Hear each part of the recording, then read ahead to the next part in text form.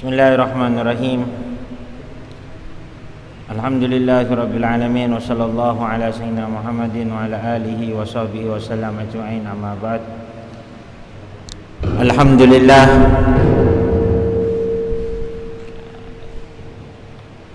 Allah Subhanahu wa taala memberikan anugerah kepada kita yang sangat besar,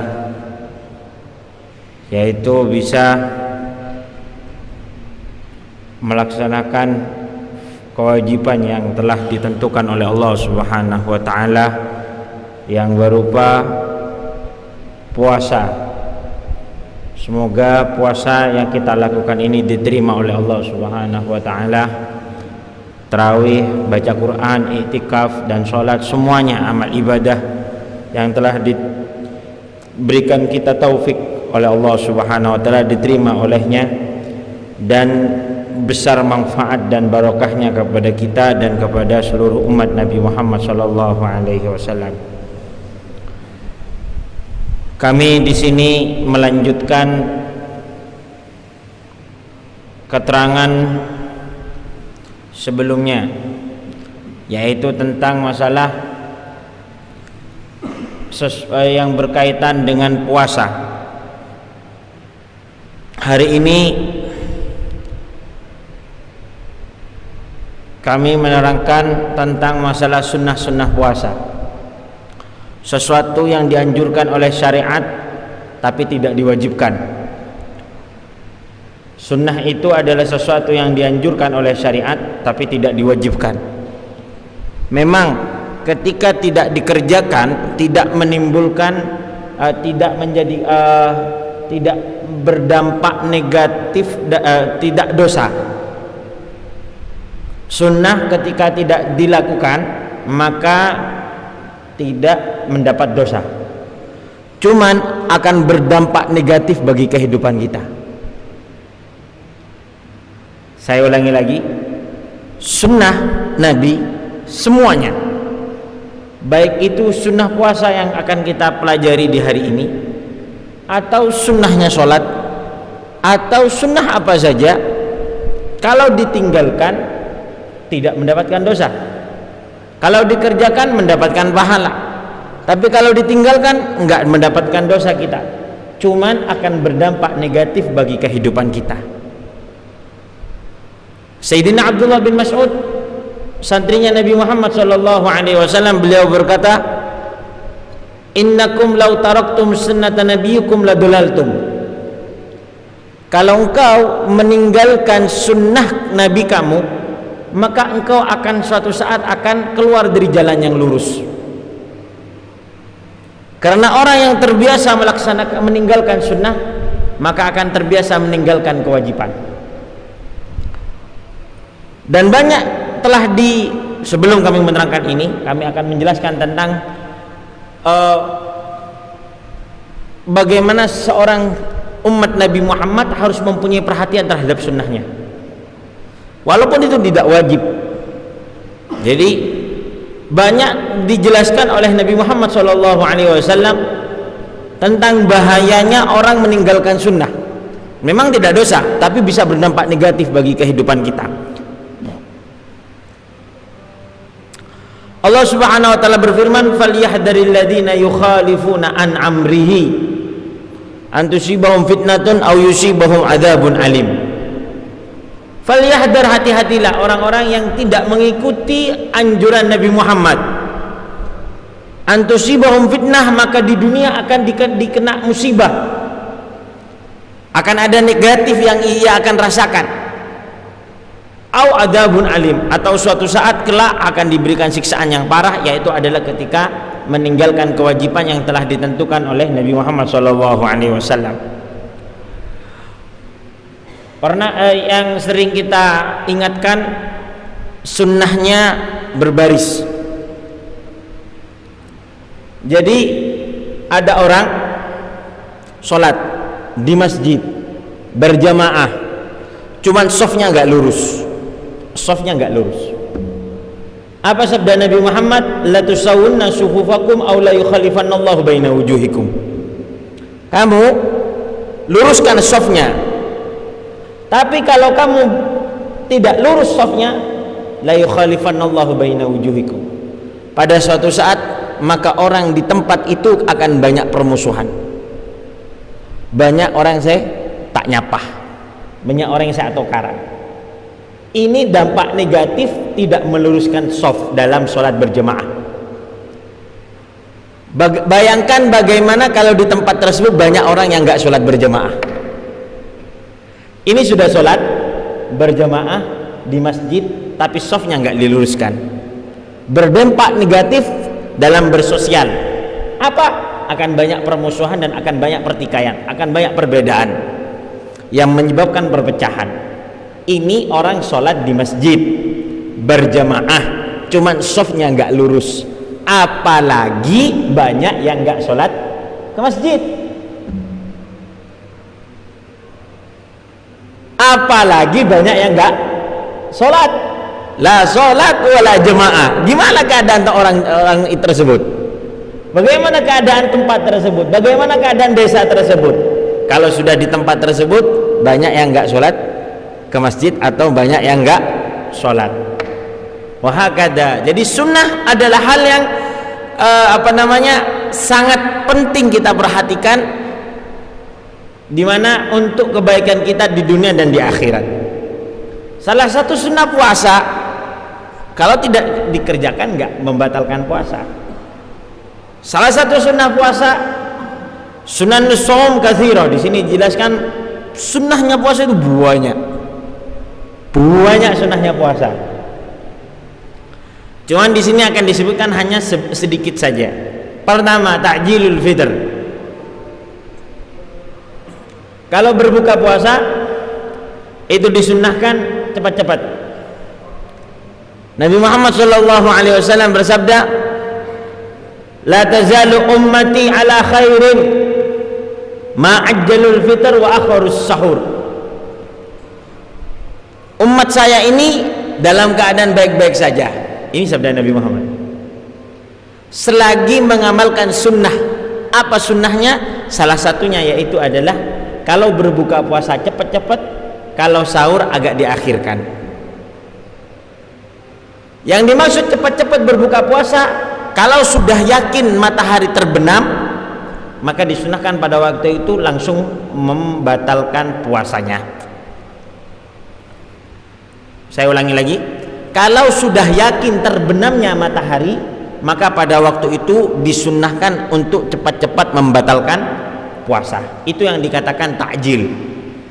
Saya pernah nonton televisi, entah sekarang kan zaman, waktu dulu mungkin 15 tahun atau 17 tahun yang lalu,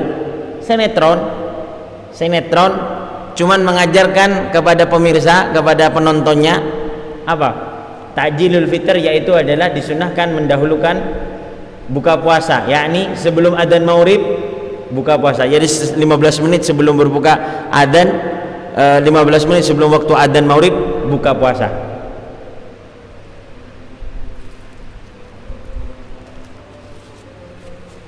Lah, bukan seperti itu. Yang dimaksud ta'jilul fitr itu kalau sudah yakin dengan terbenamnya matahari, maka pada waktu itu disunahkan cepat-cepat membatalkan puasa. Baik.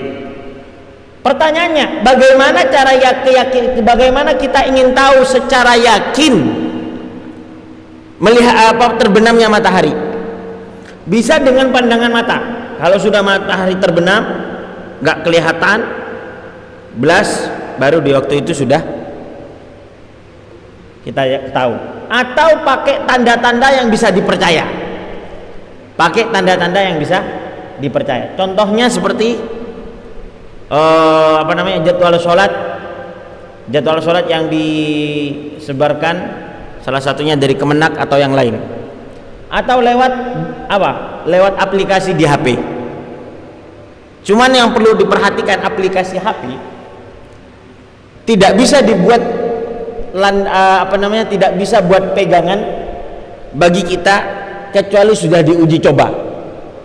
Sama seperti kompas dalam HP menentukan kiblat. Di HP kan ada. Di HP ada aplikasi Kompas kiblat. Kalau di Madura sampean kamavoy banyak mon masjid nih, nggak tahu sanggung bingung. Tapi mana bila neng perjalanan neng Jawa utawa entar ke gunung lak bingung ya kak saya kak di mah kiblat.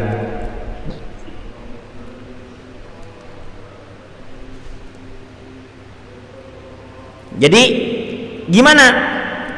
Bisa gak pakai Kompas HP untuk menentukan arah kiblat? Bisa. Tapi dengan syarat HP ini sudah diuji aplikasinya. Contohnya di sini.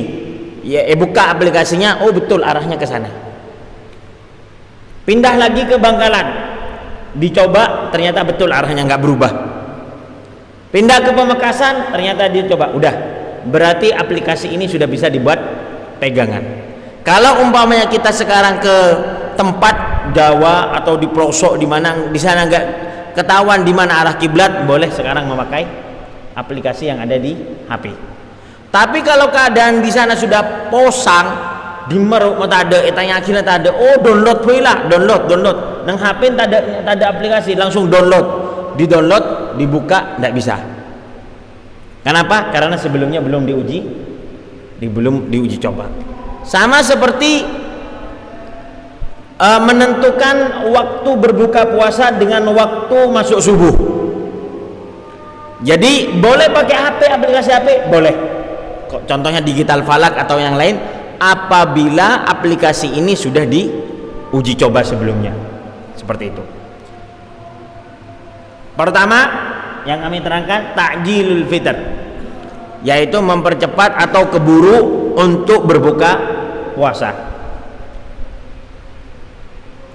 Yang perlu diperhatikan ketika berbuka puasa, sudah masyhur berbuka puasa disunahkan pakai apa?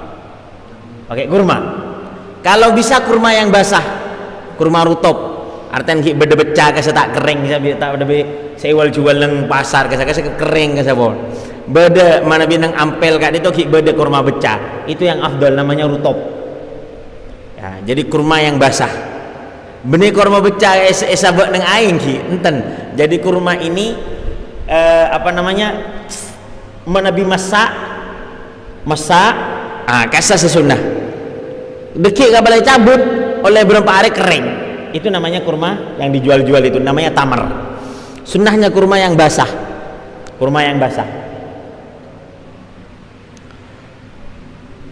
Kemudian mau tak nemu kurma apa? Aing. Atau sebelumnya kalau tidak ada kurma sesuatu yang manis. Kemudian kalau tidak ada yang manis baru air. Cuman sebagian ulama kayak Al-Imam Al-Muhibbut Muhammad At-Tabari, Muhammad ibn Jarir At-Tabari, beliau mengatakan selain di Mekah, kalau di Mekah ini tapi cuman pandangan beliau tersendiri, diikuti ya nggak diikuti terserah, tapi mayoritas ulama tetap mengatakan sunnah pakai kurma. Tapi pandangan beliau mengatakan kalau di Mekah dianjurkan pakai air zam-zam, buka puasanya pakai air zam-zam, seperti itu. Yang perlu diperhatikan ketika makan kurma, 3 kali, 3 atau 5, jadi 1 atau 3 atau 5, yang penting kecil. Kemudian ketika makan kurma, kanan ngalak, imma bijinya dibuka kemudian dibuang, atau langsung ekakan. Cuman bijinya ketika dibuang bukan dengan tangan kanan, tapi buang ke tangan kiri.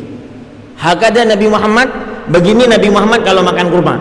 Jadi makan kurma, Nabi Muhammad ngambil kurma, dimakan, terus bijinya dikeluarkan ke tangan yang kiri, bukan yang tangan kanan, tapi ke tangan yang kiri. Nah boleh pas sampai sepuluh lagi, bahwa tak sunnah sekali mana biasa, belas kasa, tak ada sunnah. Atau dengarkan seorang sampai 10 lagi, tempat sampah sampai.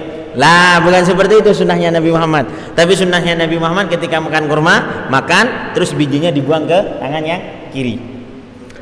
Itu sunnahnya Nabi Muhammad sallallahu alaihi wasallam. Terus kencil, telok, situng, telok, lemak, petok, sangat. Seperti itu.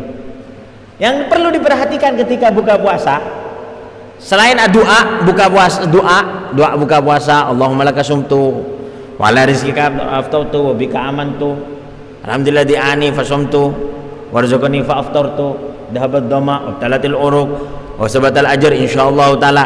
Cak kelepai. Kapan Ustaz mau doa ini? Terserah. Tapi yang paling afdol, paling utama doa setelah doa adzan. Jadi ketika abukah cak kelopain doa jawab adzan. Tetap sunnah Kak Desa, jawab adzan tidak hilang dengan berbuka puasa. Jadi ketika berpuasa tetap disunnahkan menjawab adzan. Tapi mana bilang daerah Sampang, alhamdulillah kalau di kota Sampang ini kalau sebelum adzan orang-orang kumpul ke masjid. Tapi mana bilang setisa tak kumpul di masjid, aku boleh di dapur. Ketika boleh buka lah sampai akail. Le kebenyana bentar.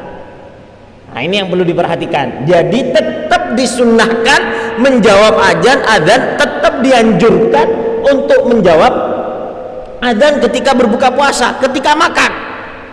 Yang enggak dianjurkan, yang enggak diperbolehkan untuk menjawab adzan ketika dalam kamar mandi, ketika berkumpul dengan istri, baru itu enggak dianjurkan untuk menjawab adzan. Tapi kalau lagi makan tetap dianjurkan untuk menjawab adzan. Kemudian setelah adzan doa. Allahumma rabb hadhihi da'wati tammah wassalatil qa'imah. Kemudian setelah doa adzan baru dianjurkan untuk doa berbuka puasa. Baru berdoa berbuka puasa. Allahumma laka sumtu wa ala rizqika aftartu wa bika Allahumma laka sumtu bika aftartu wa bika amantu wa ala rizqika aftartu dapat dhamma wa talatul sabatar ajr insyaallah alhamdulillah di'ani fasumtu wa razaqani fa aftartu sampai kepada Allahumma ya adim ifrid dzambal adim fa inna la ifridu dzambal adim al adim sampai ke belakang. Jadi itu disunnahkan untuk dibaca. Ya lain, andaikan kalau di tempat di sini dibaca buka puasa itu lebih baik. Jadi muadzin setelah adzan kemudian baca Allahumma rabb hadhihi da'wati tammah, kemudian baca baca doa berbuka puasa dengan pengeras suara. Kalau di sini dipakai itu sangat baik, sangat bagus. Itu masukan kalau belum dikerjakan. Kalau sudah dikerjakan alhamdulillah, semoga diterima oleh Allah Subhanahu wa taala. Kemudian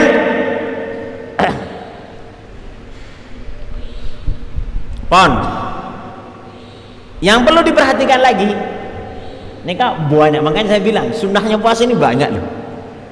Yang perlu diperhatikan lagi apa?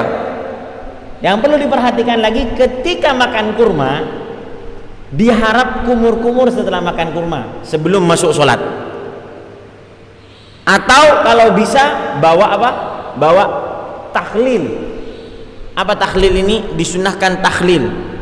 Apa tahlil? Nikel ya, bersihan gigi kesan.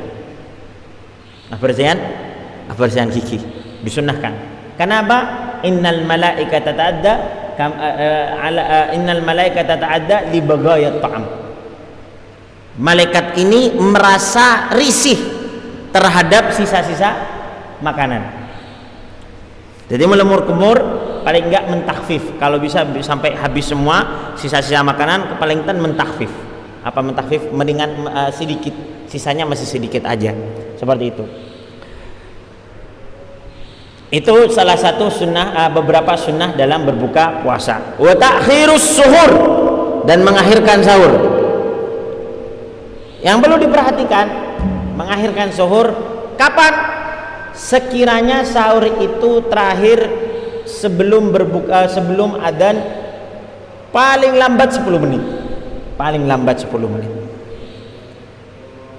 Sahur waktu masuk sahur yaitu adalah mulai dari pertengahan malam. Pertengahan malam Kak Dinto mana bisa mangken sekitar kalau 11 atau jam setengah 12. Jadi orang makan setengah jam 12 sudah dikatakan sahur. Makan jam 12 sudah dikatakan sahur. Mun ngakan kalau sepuluh benih sahur kasa gengkuk.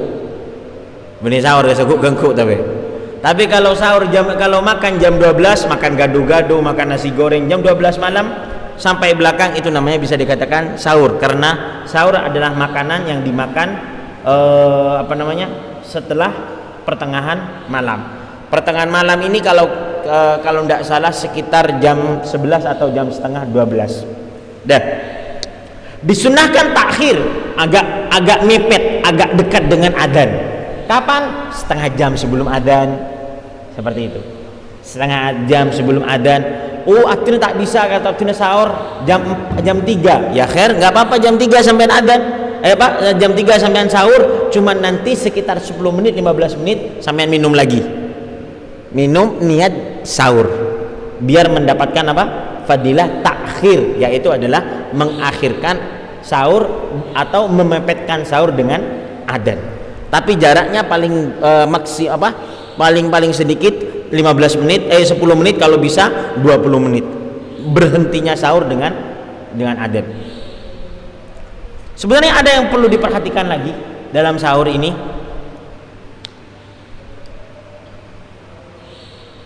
Dan ini terjadi banyak. Entah kalau di Madura, mulai masuk kan itu pemikiran seperti ini. Ada sebagian pemikiran kalau selagi adzan belum selesai diperbolehkan untuk sahur. Tiba buk tobuk, yang penting adzan kita mari. Setelah Allahu Akbar. Ada sebagian orang yang bukan berhenti sahur, malah mencari air. Cepat. Adzan belum selesai, ayo cepat. Ada termasuk pemikiran yang salah. Setelah konsultasi dengan orang-orang seperti ini, ternyata mereka berlandasan dengan hadis, tapi salah dalam memahami hadis. Sabda Nabi Muhammad SAW, al hadis au kama qala idza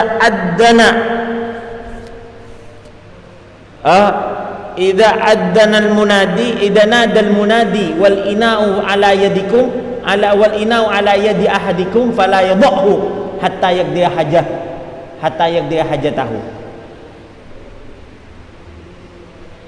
Intinya mun sobung ikan tahu saya bahas. Mun badah bahasa saraftina. Sini ke baik. Langsung loncat ke permasalahan berikutnya.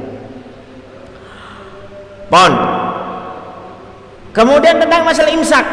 Ada pertanyaan, Ustaz, imsak ini katanya tidak ada di zaman Nabi Muhammad. Imsak sobung di zaman Nabi Muhammad. Ada cerita orang yang zaman Nabi Muhammad cereng. Imsak, al-imsak tidak ada. Tapi pekerjaan imsak ada. Tapi kalau seruan atau pengumuman imsak tidak ada. Bahkan istilah imsak tidak ada di zaman Nabi Muhammad. Tapi pekerjaan imsak, prakteknya imsak ada di zaman Nabi Muhammad. Yaitu berhenti sahur sebelumnya adzan jarak 50 ayat. 50 ayat kalau kita kalkulasikan dengan waktu sekitar 15 menit atau 20 menit. Paling lambat 10 menit tergantung ayatnya. Jadi al-imsak tidak ada di zaman Nabi Muhammad. Betul. Istilah imsak, pengumuman imsak tidak ada di zaman Nabi Muhammad. Tapi praktek imsak ada di zaman Nabi Muhammad. Wala musyahali lil istilah. Dan ngapain kita ribut dengan cuman masalah sebutan atau dengan masalah istilah saja. Yang penting prakteknya ada apa enggak di zaman Nabi Muhammad sallallahu alaihi wa alihi wasallam. Karena sebagian berkata kalau enggak ada di zaman Nabi Muhammad berarti bid'ah. Waduh, repot ya. Jadi semua yang enggak ada di zaman Nabi Muhammad ibadah, yang enggak ada di zaman Nabi Muhammad berarti bid'ah. Sesuatu yang berbentuk ibadah yang enggak ada di zamannya Nabi Muhammad bid'ah. Sedangkan imsak di zaman Nabi Muhammad tidak ada, berarti bid'ah. Terus setiap bid'ah pasti salah, dan setiap kesalahan pasti ada di neraka. Sampeyan salat di kamar, salat di masjid kamu sampeyan. Masjid Evorisan, Hungkar masjid kesa. Apa ada yang zaman Nabi Muhammad barisan kepada masjid itu? Kasebit ajukan. Sampeyan bujang kama, Masjid Jami kama, Masjid Jami Sampang, Hungkar. Kasa ada gitu zaman Nabi Muhammad. Anyar kasa. Ini kan repot kalau berpikiran seperti ini repot. Dikira surga ini masuk hanya cuma 50 orang saja. Wal iftar ala tamar wa iksarul Quran wasadaqatu fi Ramadan, dan memperbanyak baca Al-Quran, wasadaqatu fi Ramadan, dan sedekah di Ramadan. Kami akan membuka pertanyaan, kalau tidak ada akan jelaskan kami tentang masalah iksarul Quran wa memperbanyak baca Al-Quran dan sedekah di Ramadan. Ya Toren, kalau ada pertanyaan.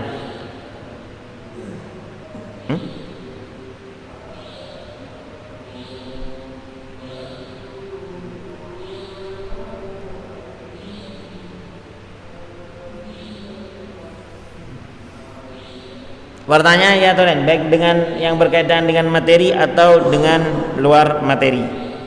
Ya Toren, apa ini sudah diterangkan? Saya kira enggak ya, belum ya. Belum diterangkan kan ini Sunanus Shaum. Belum kan? Ya Toren, waktu kalau bisa saya minta agak dipercepat karena saya masih ada kegiatan juga. Terbit kurang 18 menit. Pertanyaan bebas. Allahu alam, napa faham kepi? Napa ngantok kepi? Bodoh bisa paham kepi? Bodoh ngantok kepi. Waalaikumsalam warahmatullahi wabarakatuh. Ini saya lagi mendengarkan, mohon maaf kepada jemaah kami juga jawabannya. Saya pribadi tanda tanya dengan keterangan takjil. Gimana Ustaz? Takjil. Oh ya, kenapa? Maaf, kalau bisa mic-nya ke bawah sedikit, nak le sip. Sementara yang ada di sini persepsi takjil itu makanan. Di testimoni takjil apa? Takjil. Kita biarkan masyarakat menyediakan takjil untuk yang berbuka puasa di masjid mushola. Sementara takjilnya atena. Takjil menyediakan takjil. Takjil sebenarnya artinya yang dimakan gitu. Takjil menyediakan takjil sementara menurut persepsi takjil tidak berbeda. Oke. Tadi sudah dijelaskan bahwa takjil yaitu adalah apa? Mempercepat berbuka puasa ketika sudah yakin matahari terbenam. Itu dikatakan takjil. Cuman di Indonesia ada istilah takjil itu adalah makanan. Padahal takjil itu adalah pekerjaan. Mempercepat itu takjil. Mempercepat adalah takjil. Kemudian di Indonesia diistilahkan apa? Sebuah makanan yang dimakan ketika berbuka puasa. Jadi kalau takjil yaitu adalah istilah makanan dimakan ketika berbuka puasa. Istilah yang ada ya. Betul apa enggak? Ya, jangan dibandingkan dengan bahasa Arab. Kalau dibandingkan dengan bahasa Arab salah. Tapi kalau dibuat istilah sendiri betul-betul saja, silahkan. Sama seperti sahur. Sahur dalam istilah bahasa Arab bukan pekerjaannya, tapi makanannya. Jadi makanan yang dimakan waktu sahur, waktu suhur itu adalah sahur. Kalau pekerjaannya makannya itu namanya suhur. Tapi di Indonesia sahur adalah pekerjaan. Sahur adalah pekerjaan. Balik. Saya takjil pekerjaan tadi nama istilah makanan, dan sahur yang asalnya pekerjaan makanan dijadikan istilah pekerjaan. Jadi itu sebenarnya dalam bahasa Arab dan sebenarnya dalam fikih seperti itu. Dalam fikih seperti itu. Lah sekarang kalau ada pengumuman di musola menyediakan takjil. Takjil apa? Makanan yang dimakan ketika berbuka puasa untuk membatalkan puasa.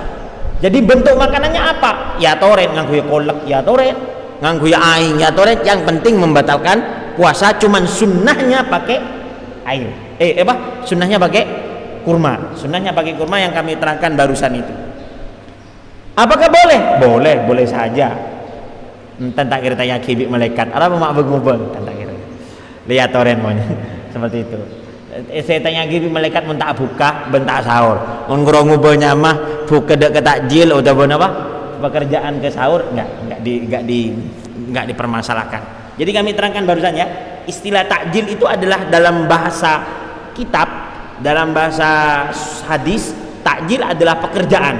Cuman di istilah kita diganti ke makanan yang dimakan ketika berbuka untuk membatalkan puasa, dan itu di istilah makanan yang dimakan awal-awal, yaitu seperti sebelum ada atau waktu awal adzan.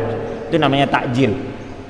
Enggak apa-apa. Sama seperti sahur. Sahur dalam istilah kitab, istilah bahasa Arab atau istilah hadisnya adalah to'am, makanan. makanan yang dimakan waktu sahur. Makanya ada hadis tasahharu fa inna fis sahuri barokah. Fis sahuri barokah. Ada yang riwayat lain fis suhuri barokah. Sahur fis sahuri barokah, sahur yaitu adalah makanan yang apa?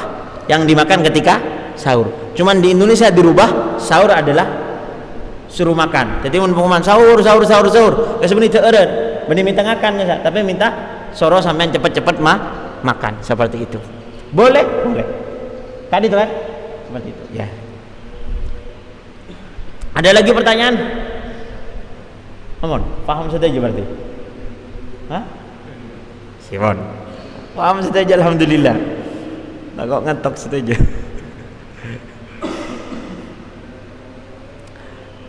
Sedikit kami akan selesaikan sebab ini. Wa iksarul Quran, dan membaca Al-Quran. Dianjurkan untuk memperbanyak baca Al-Quran. Dari mana ada perintah untuk memperbanyak baca Al-Quran? Apakah ada hadis Ustadz yang menerangkan fadilah membaca Al-Quran di Ramadan? Boleh tanya gini kebingung. Iya ya. Sehari hadis mun artinya tak nemu. Allahu a'lam badana banten.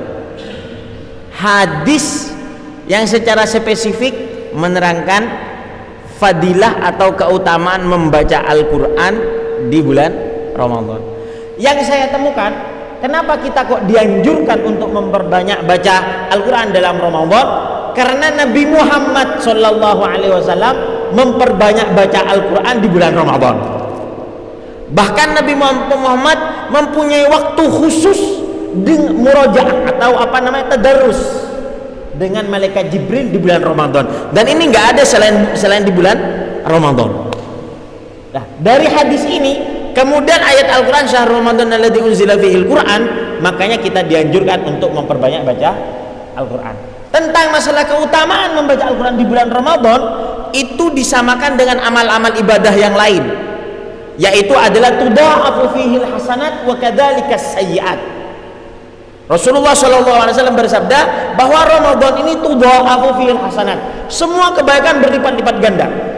Yang asalnya sholat, di hadis diriwayatkan oleh Al-Imamul Baihaqi, faman adda faridatan kaman adda sab'ina faridatan fi ma siwa. Orang yang melaksanakan sholat subuh di Ramadan maka seperti melaksanakan 70 subuh di luar Ramadan. 70 di luar bulan Ramadan. Ini diriwayatkan oleh Al-Imamul Baihaqi dalam kitab Syi'abnya. Kemudian dan kitab-kitab yang lain, kalau nggak salah Al-Imam Tabrani juga meriwayatkan hadis ini. Allahumma sholli ala Muhammad. Nah, dari sini maka orang yang membaca Al-Quran satu huruf di luar Ramadan itu mendapatkan 10. Dan ini ada hadisnya, iqra'ul Quran fa inna likulli harfin asyrah, la aqulu alif lam mim harf walakin aqulu alif harf lam harf wa mim harf. Ini hadis Nabi Muhammad dan ini sahih bahwa Nabi Muhammad SAW bersabda, orang yang membaca Al-Quran satu huruf mendapatkan 10. Tapi ketika di bulan Ramadan disamakan dengan hadis yang lain, yaitu bisa berlipat-lipat ganda, satu huruf diberi pahala sampai 70. Satu huruf bisa berlipat-lipat ganda sampai 70. Bahkan wallahu yudha'if liman yasha. Kemungkinan kalau sampean khusyuk, kalau sampean membaca Al-Quran dengan senang, maka sampean membaca Al-Quran satu huruf bisa dilipat ganda menjadi 700, bisa dilipat ganda menjadi 7.000, bahkan bisa dilipat ganda menjadi 700.000. Nah, itu seperti itu dalam satu huruf. Makanya